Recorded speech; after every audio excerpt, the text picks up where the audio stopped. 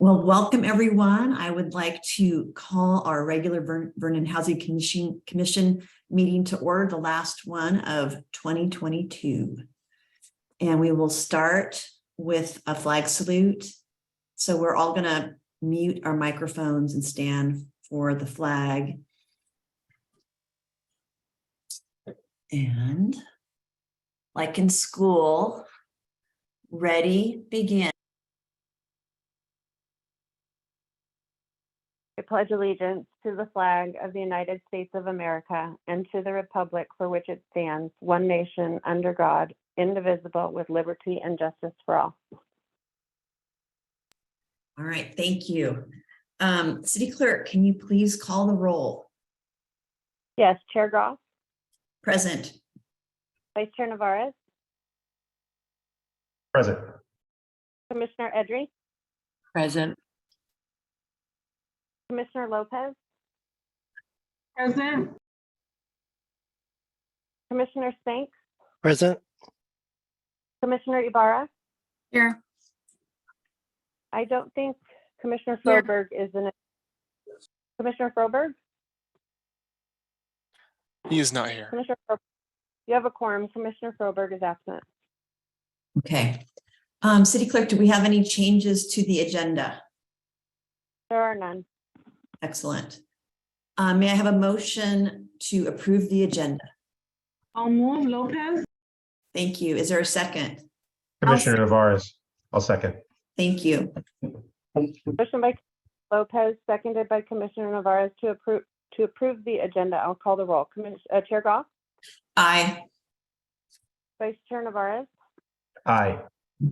Commissioner Edry, Aye. Commissioner Lopez,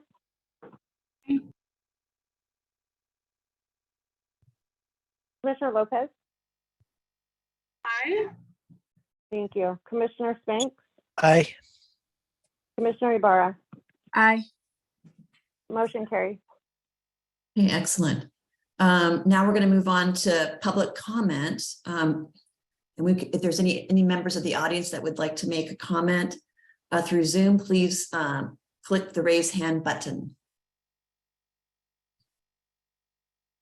We have no raised hands on Zoom. Okay. Then we will go on to presentations. Item number 1 is housing lotteries for city-owned housing, and I will present the report. Thank you, Chair. The item before the Commission is the conduct of housing lotteries to establish randomized order to fill 2 vacancies in city-owned housing. There currently is a 1-bedroom apartment and a 3-bedroom house that are vacant. Interest forms that were received prior to November 30th, and those confirming continued interest will be included in the lottery. Dominic, if you could please share your screen, we'll do the random draw for the 1-bedroom apartment.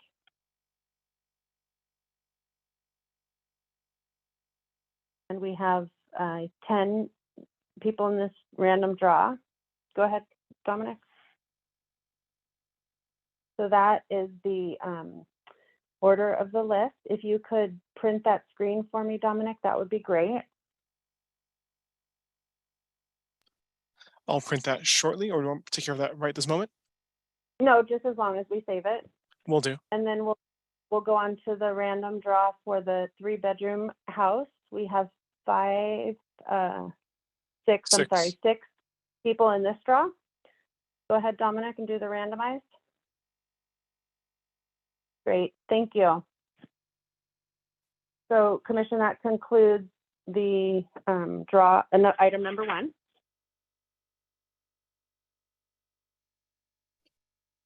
If you'd like to go on to item number 2. Yep, let's go to item number 2.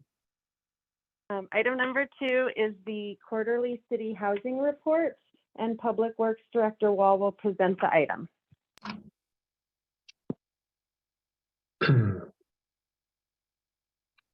Let's see, let me get my screen share here. And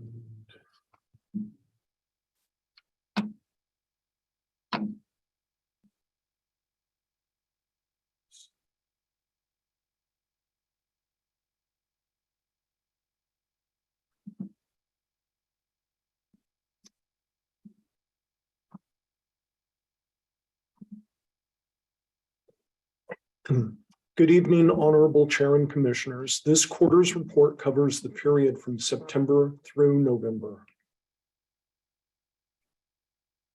This evening, we'll cover the rent register, unit occupancies, calls received, operations, an update on the West Side project, and our closing. As of December 8th, the total outstanding balance owed on rents is $13,109.71. This includes amount due for property damage and rents owed. Except for late December rents, tenants that are behind in payments have been placed into a repayment plan. Vacancies. Currently, there are no vacancies on Furlong. We have 2 vacancies at the 50th Street Apartments, one of which was just in this evening's lottery. And the other unit at the apartments we're projecting to be in a lottery in late January. There's 1 vacancy on Fruitland, which was also in this evening's lottery. And we have a vacant house on Vernon Avenue. The Vernon Avenue house was the house we evicted the tenant from in late August, which was significantly damaged by that tenant. And we're currently restoring this property and are projecting that it will be ready for a lottery to be conducted at the regular March Commission meeting. Summary of calls received. Over the past 3 months, we've received a total of 21 calls, all of which were for maintenance and repairs, and we were able to resolve all of those calls within 1 day. Operations. Again, over the past 3 months, we addressed all service requests. We've worked with the Commission, with the California Department of Toxic Substance Control, so that they performed tests and are developing a work plan to remove lead-contaminated soil from the 2 houses on Vernon Avenue. The state should complete remediation work sometime this summer. We will use the remediation project as an opportunity to enhance the landscaping at the Vernon Avenue units, including the installation of privacy hedges. And we have substantially completed our fall safety inspections and are working with the last few remaining tenants that have yet to schedule those inspections. The West Side update. I want to update the Commission on the West Side project. The West Side project was conceived nearly 3 years ago to bring limited private residential development into Vernon to increase our electorate and help ensure that we as a city are meeting the good governance reform mandate of increasing our residential population. For the past 2.5 years, we've been working on the West Side specific plan, which was a comprehensive approach to guiding future development of the area from Santa Fe and Pacific to the western city limit. During that time, we conducted baseline studies, prepared an environmental impact report, created improvement plans for traffic infrastructure, and developed new development standards in a comprehensive specific plan for the West Side. We conducted 7 meetings with the West Side Stakeholders Committee and listened to what they've been telling us. And that is that the stakeholders are not looking for a specific plan for the future evolution of the West Side, but are instead just looking for changes to the zoning code to serve as guardrails, allowing residential development to evolve organically along portions of Santa Fe Avenue. We will be bringing proposed zoning changes to the City Council for approval in early 2023. 2 property owners along Santa Fe have already approached the city with proposed residential developments. And it's our goal that construction of these projects will get underway sometime in 2023. In closing, we on the Public Works team follow established Housing Commission policies and procedures in operating city-owned housing. We actively inspect and maintain that housing in accordance with best practices. We manage housing cost to be within the City Council approved budget, stay current on issues impacting city-owned housing. We engage with our tenants through proactive communication and plan for the future of housing in Vernon. This concludes my report. Does the commission have any questions for staff?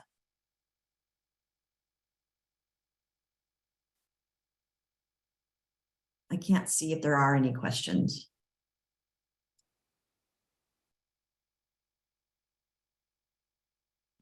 I think if they'd like to just unmute their microphone if they have questions or raise their hand. I don't see any. Okay. Okay, then we will move on to the consent calendar. And thank you, Dan, very much for that presentation. You guys are doing a great job. Thank you. Truly, I read through everything and you guys are doing a great job. Okay, now on to the consent calendar. All matters on the consent calendar may be approved with one motion. Items may be removed from the consent calendar by any commissioner. Those items removed will be considered immediately after the consent calendar. Do any commissioners wish to pull an item from the consent calendar?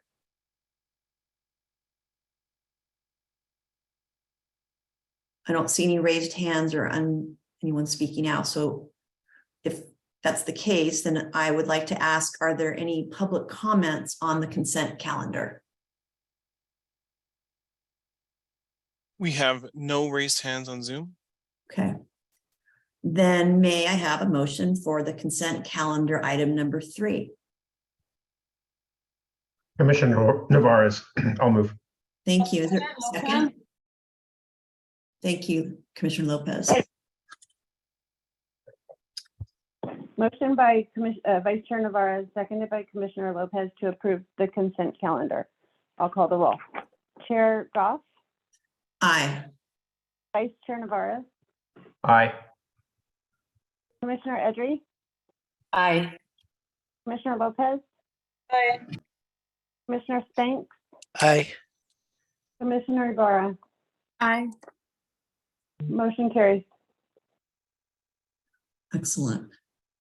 I think that takes us to new business. Is that right? Yes. Okay. Item number 4 is City of Vernon housing rental rates, and Public Works Director Wall will present the item. Honorable Chair and Commissioners, in late 2018, the Housing Commission adopted a resolution that established a method for adjusting rents for month-to-month tenancies.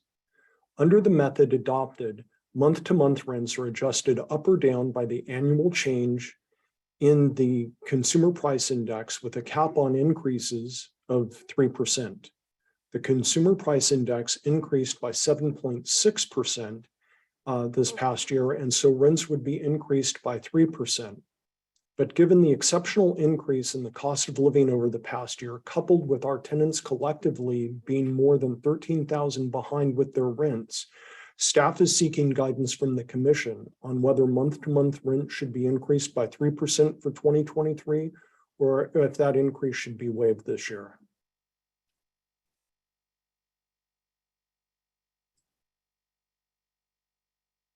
Are there any questions for staff?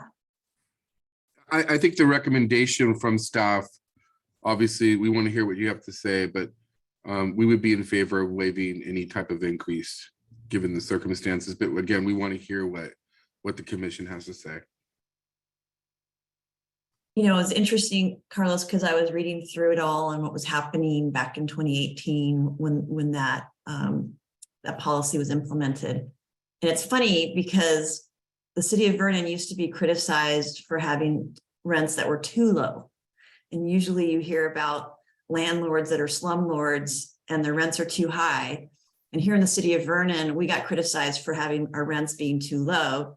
And we immaculately maintain our properties and respond, as you can see, instantly to any of our tenants' requests for improvements.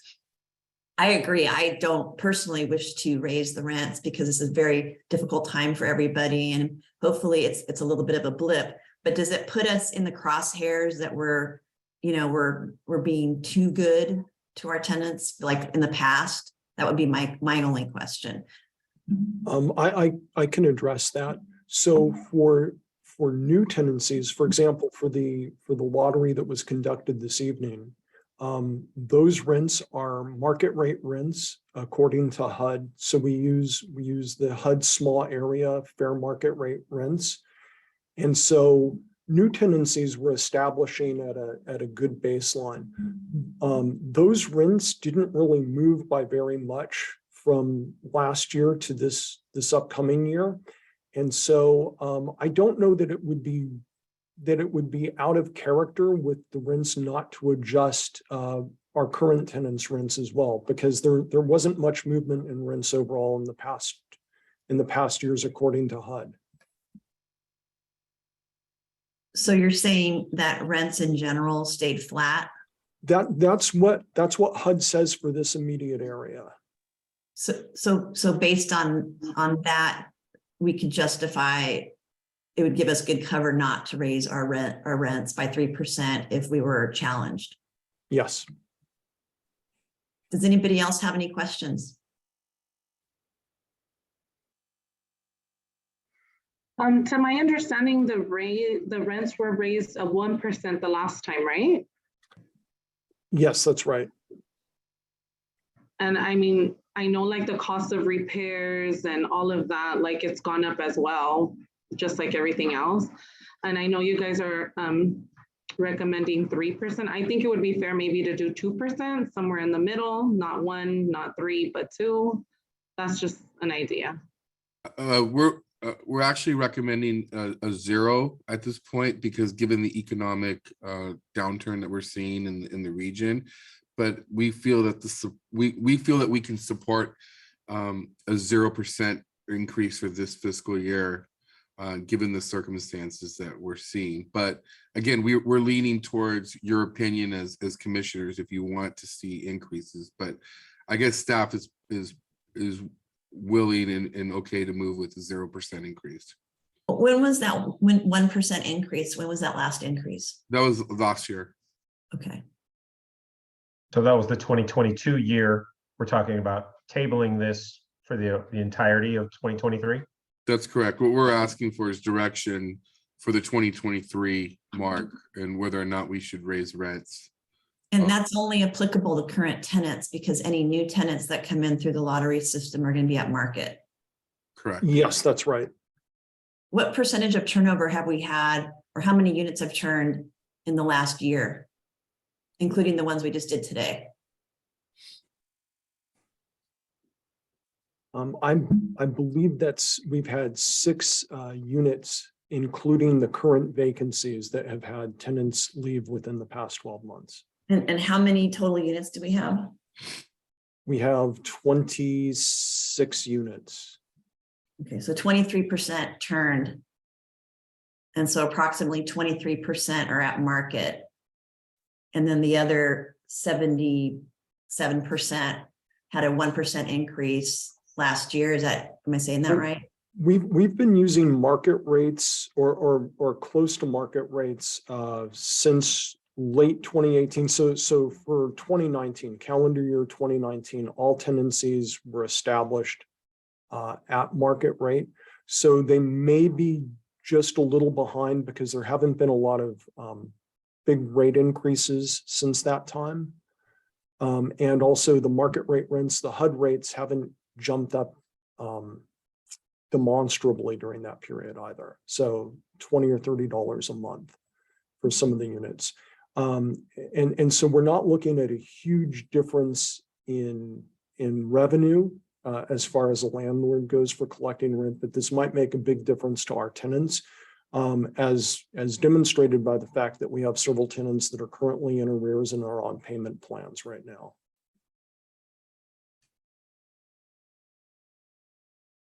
We do see that there are more tenants behind right now than there have been in the past, though, huh? Because of the economic downturn, you think? Yes, yeah. Yeah, there's a lot of factors that are involved, but we have seen an increase in tenants falling behind on their payments. So Dan, this is regarding, you said month to month tenants, yes? Yes, that's right. That's right. Because our other tenants that are on a 12-month, the new tenants are on a 12-month lease. We have some tenants that came mid-year. They're still on a 12-month lease. They're still within that 12-month lease. That's a great distinction. Thank you, Commissioner Navarez. What percentage of people are month to month? How many units? Most of them, right, Dan? Yes, yeah, the majority. You're right. Okay. And And the ones that are in arrears, are they all month to monthers as well, in the same group? Yes. And please remind me, is there a time frame? Is there a negotiation window where we're trying to get these tenants back into a long-term lease, or they just remain indefinitely on a month-to-month? So we have them currently on a month to month. We could put them into long-term leases. It's one of those things. Our past practice has not been to put people into long-term leases after their initial 12 months. Generally, our tenants do not move at the end of the 12-month period. It's just because we actually provide a really good value for the rent paid.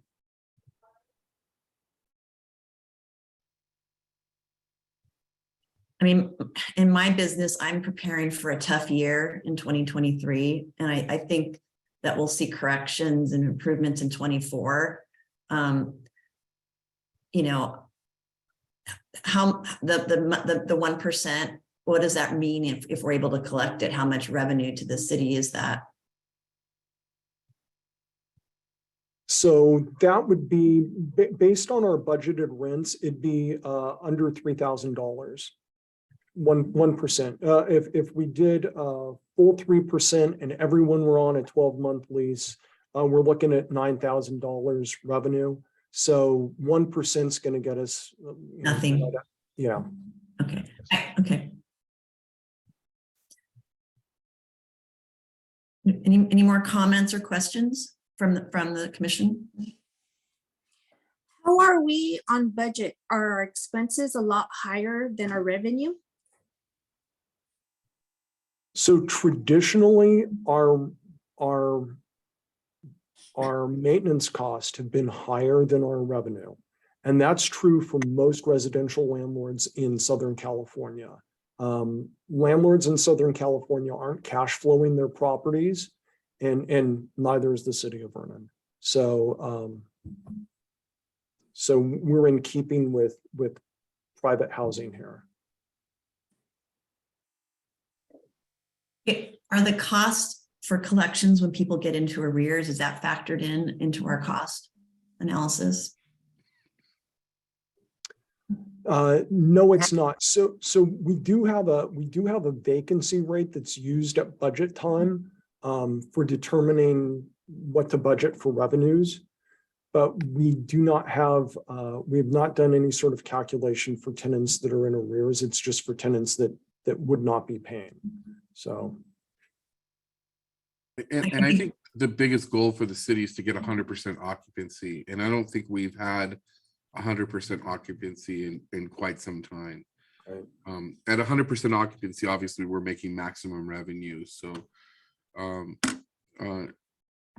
that's the ultimate goal, right? Because if we can get 100% occupancy, we collect on every property. And understand that the last 3 properties that we've had to get into, we've had to renovate and do major renovations to. Is that why we haven't been at 100% occupancy, because we've had to do renovation, or is there another reason? That accounts for majority of the units. Yes, we've renovated all of the units. The unit that we're renovating right now has previously been renovated, and it's undergoing renovation because of tenant damage. But prior to that, the renovations that were going on were to update these properties. They hadn't been. Some of them were in original condition, so it was time for an update. So The reason I'm asking is I'm surprised, because we usually have, slightly below market rate rents, in my opinion, based on the quality of the services that, police response time, fire, the support and whatnot. And we want to bring in more housing, right? And are we not attractive to potential tenants, or is it just because we had units that needed to be renovated and that's why we weren't full occupant? I think it's a combination of things. So it's units that we had to have renovated. So those were off the market for a while. Also, our lottery process is kind of cumbersome. I mean, if you put yourself into the shoes of somebody that wants to rent a new place, and then you have to go through the lottery process, that's very discouraging. So that automatically limits our tenant pool. And that's a different mechanism than a private developer would have for getting. Exactly. And we have to go through that process because of the reforms that we went, the good governance reforms. Is that right? Or is it just what's? It is because of our good governance reforms.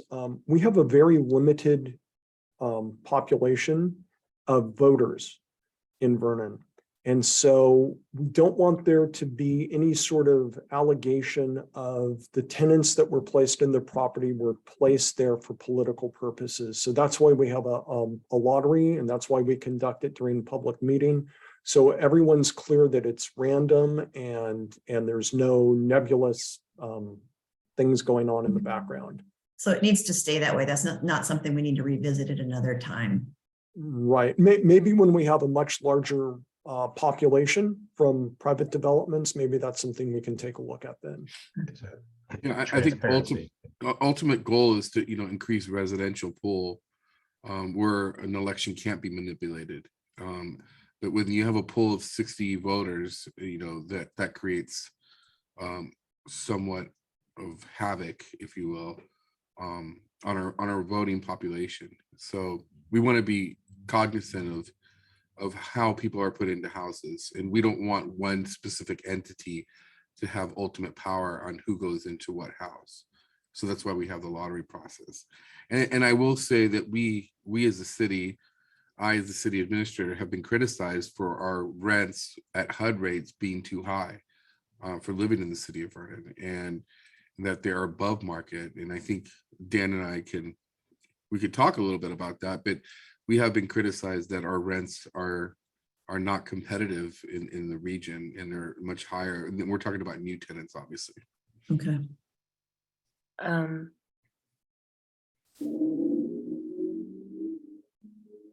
Any other questions? I'd like to make a comment. I like Letitia's idea of finding some sort of a compromise somewhere in the middle.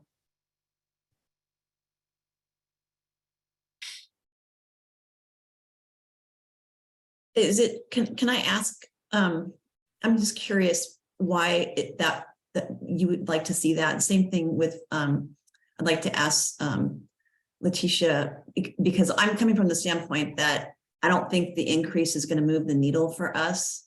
And I think we're close to getting all the units renovated and we'll be at full occupancy. And maybe the HUD rates are making our rents more inflated than they should be. And we can give it a year, kick the can, and see if a year from now, we can more comfortably do that. Oh, I see a raised hand. Who is that? Oh, that was you. Sorry. That was me. Okay, sorry. I actually thought that it was recommendation to do 3%, and just seeing how there's more tenants that are behind on rent. I figured let's just do 2 since we did 1 last year. And then I thought recommendation of staff was 3. But being that it's really not it's not gonna make or break the city to increase that, and it probably doesn't make sense to do it at this point. Yeah, I think the ordinance, or whatever the right terminology is that, we were supposed to follow the CPI or the CPI, and then, but then we had, didn't have to go the whole way. We could just limit it to 3. So it was more of a way to soften it if we had to avoid it being a dramatic increase. But personally, if the commission, feels the same, I agree with what you just said. If we let it go a year and see what happens, because since it's not, we can afford it and it's not going to move the needle for the city. If not the full 12 months, is it something we revisit in 6 months? Great question. Our recommendation that you do it for 1 year, and 1 year, just 1 year. I don't have a problem with that. It's not that much money. well, hopefully within that period, the other units will be completed. We said March. The renovation will be complete, and another lottery, and we'll get more tenants in there. That should be sufficient. Yeah. Okay, I guess I would. Yeah, and again, keep in mind, the goal is to have 100% occupancy. Correct. And that's what we want. We're not there yet, and we haven't been there. And so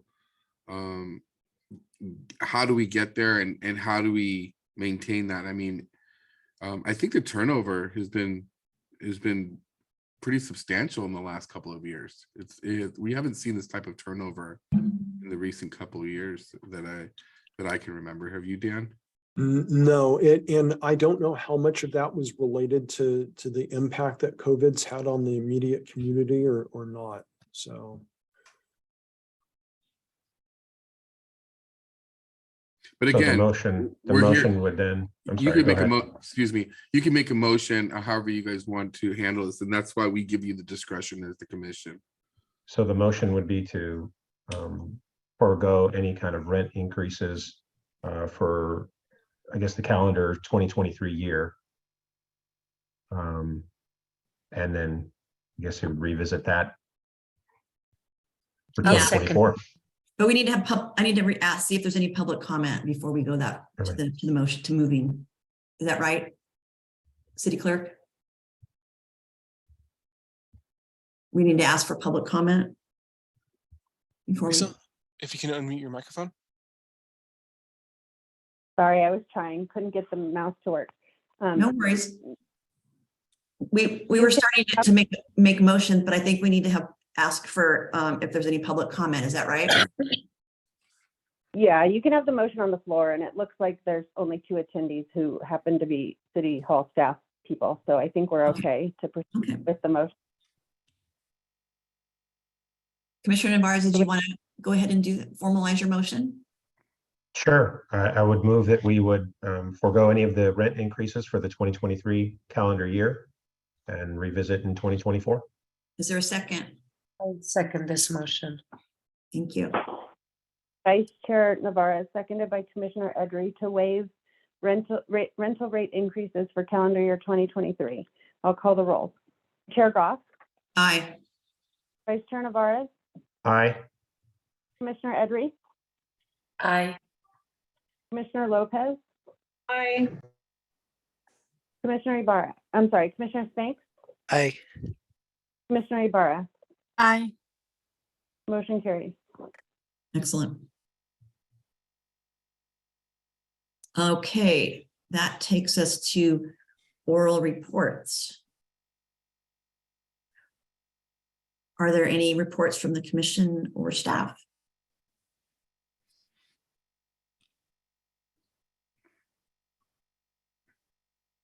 No, staff doesn't have any oral reports, but I do want to thank you for the time that you guys put into this commission. It's extremely important to the city, and I want to wish everybody happy holidays, and thank you for taking the time today to partake in this meeting. And I guess we'll have another meeting in a couple of months where we'll have the next lottery. One of the challenges that we're having with the lottery is getting the word and making sure that people are still interested at the time of the lottery, and that there's a deadline that people have to submit their interest. So we're going to work internally with the city clerk and public works department to share, so we can shore up some of the challenges that we're having right now, but getting the word out to individuals that want to partake in the lottery process. It's something that we need to work internally to ensure that we have people that have, when they have interest, that we can get them on that list.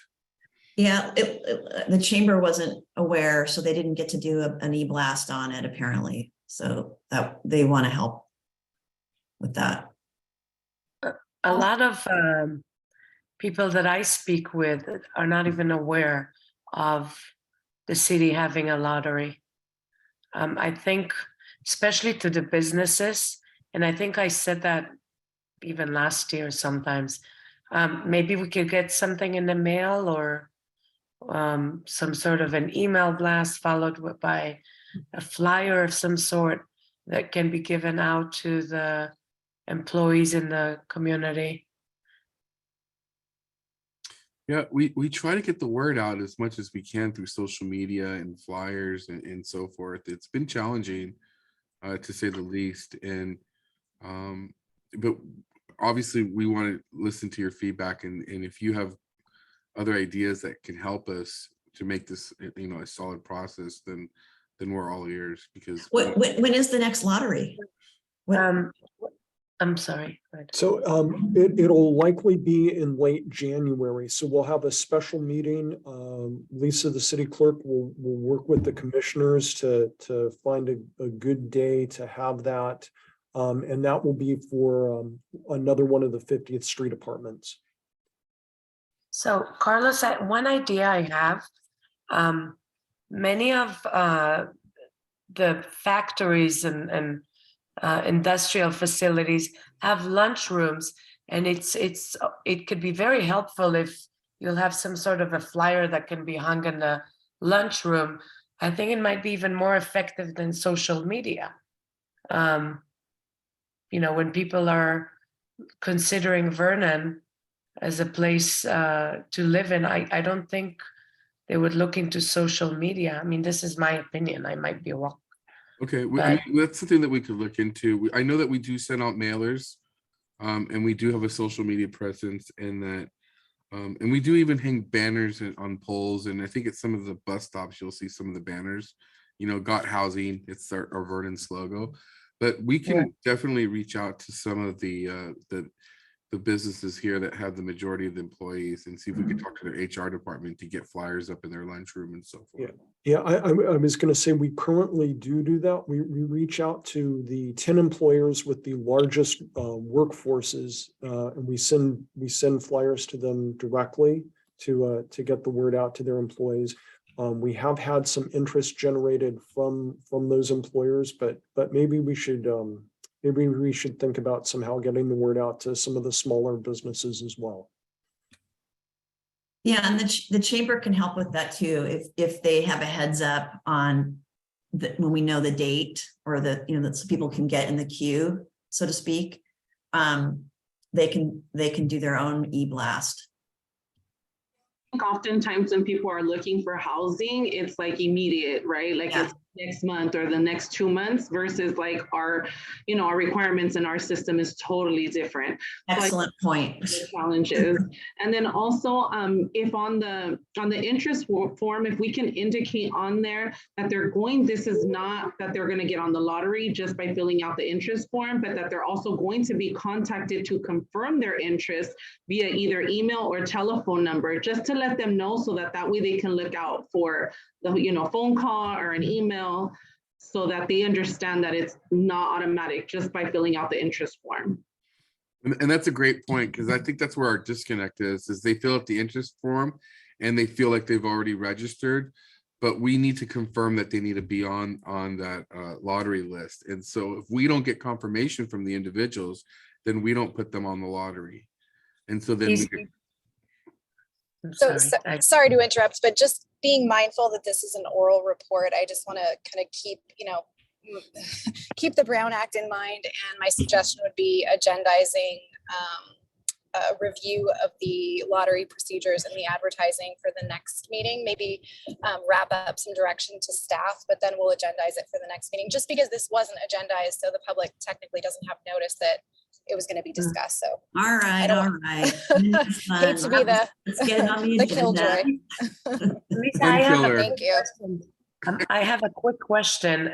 It might have to be on the agenda, but might not. Is there any way to expedite the lottery in general?